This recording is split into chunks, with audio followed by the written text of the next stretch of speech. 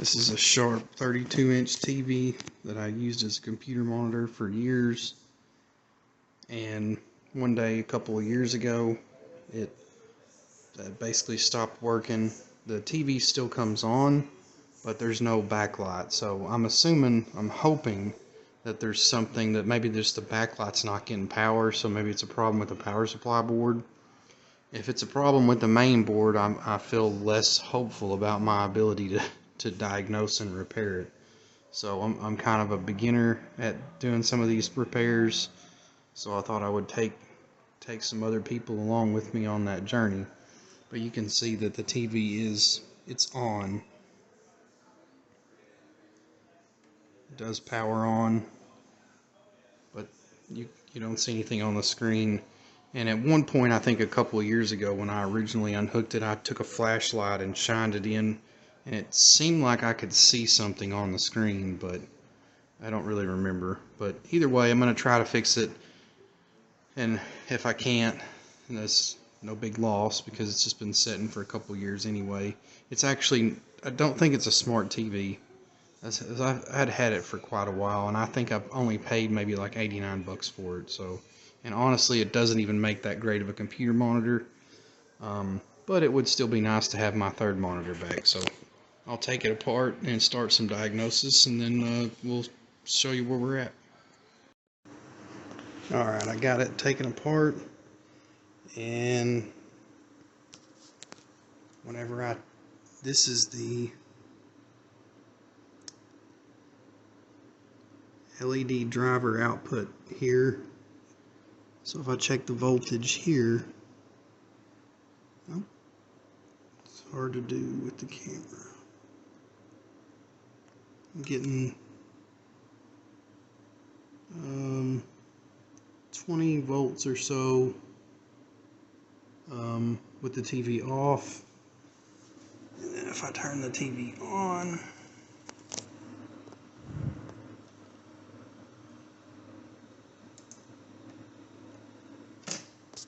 voltage does go up some.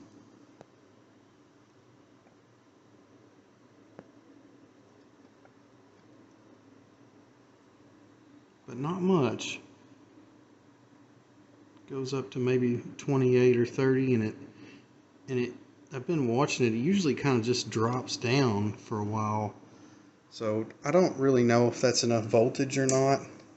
I think you would have to know more about how many LEDs were in series and how many LED strips are in this TV. Well, there's obviously only one because there's only one wire that plugs in there.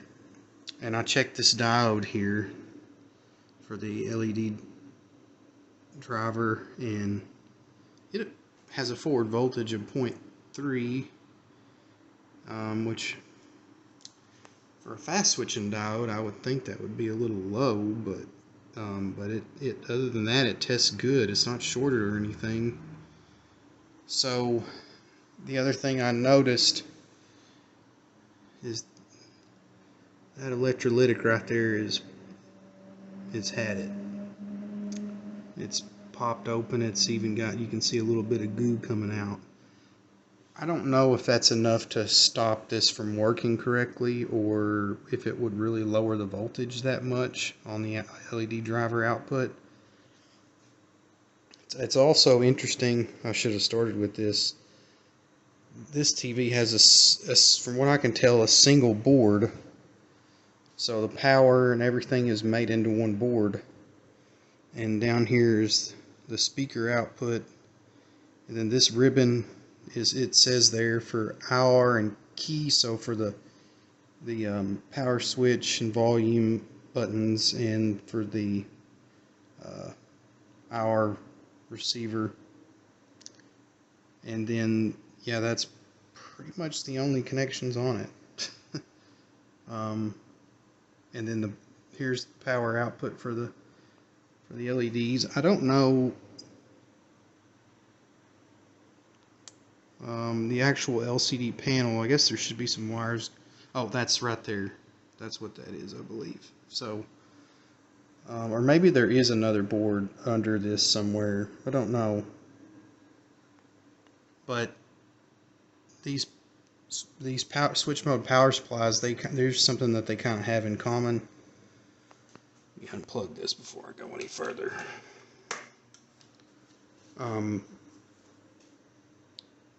You've got a divider between the hot and the cold side. So if you see, this board is separated into two parts, and there should be an optocoupler connect right there beside that transformer. That, I believe, is an optocoupler, and that's used in the feedback circuit.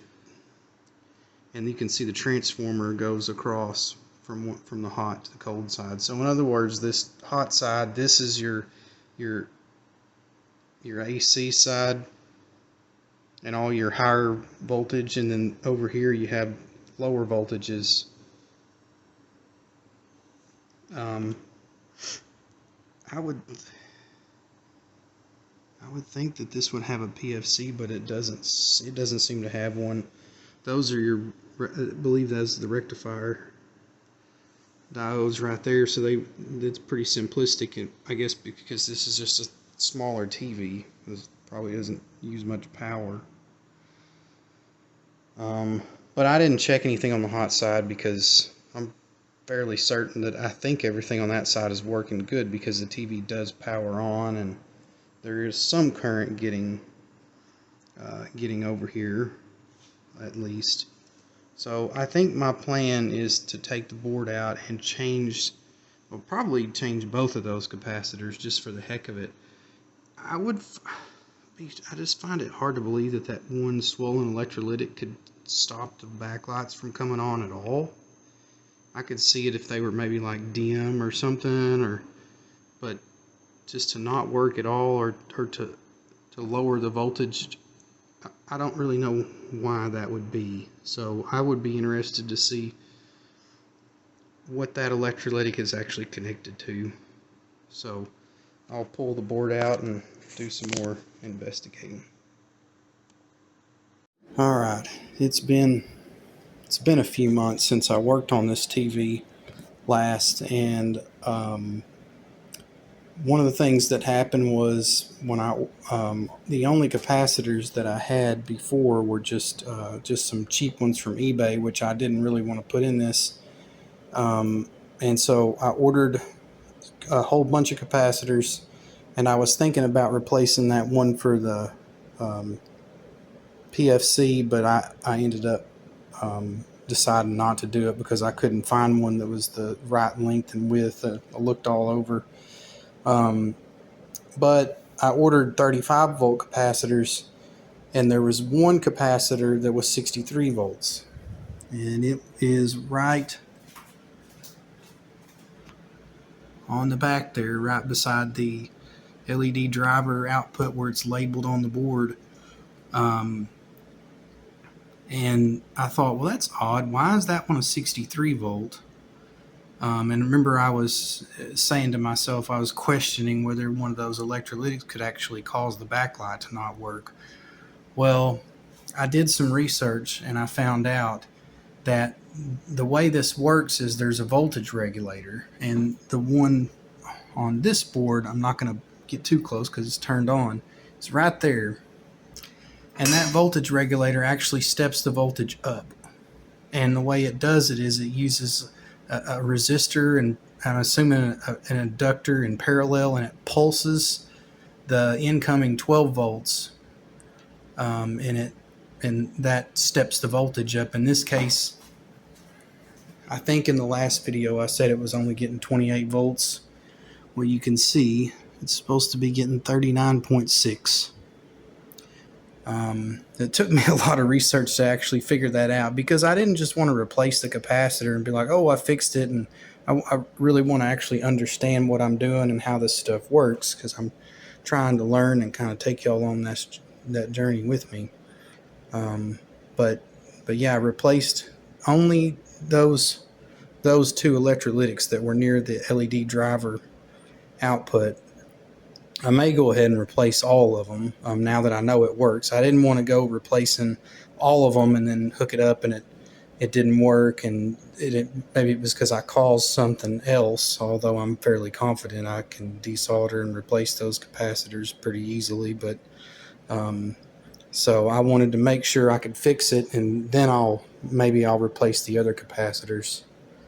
But yeah, I'm really happy. I think you can probably see here, maybe you can't, the backlight's on, and I'll lift this up. Oh, I don't think you can see it, but trust me, it says no signal. You can see the backlight. It's absolutely working perfectly.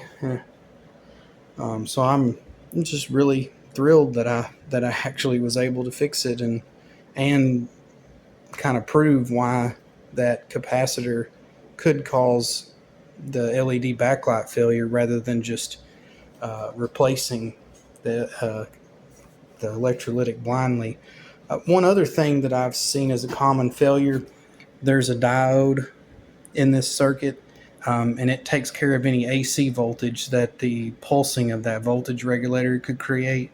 And so I've seen several YouTube videos of those diodes can go open. So that would be something to check.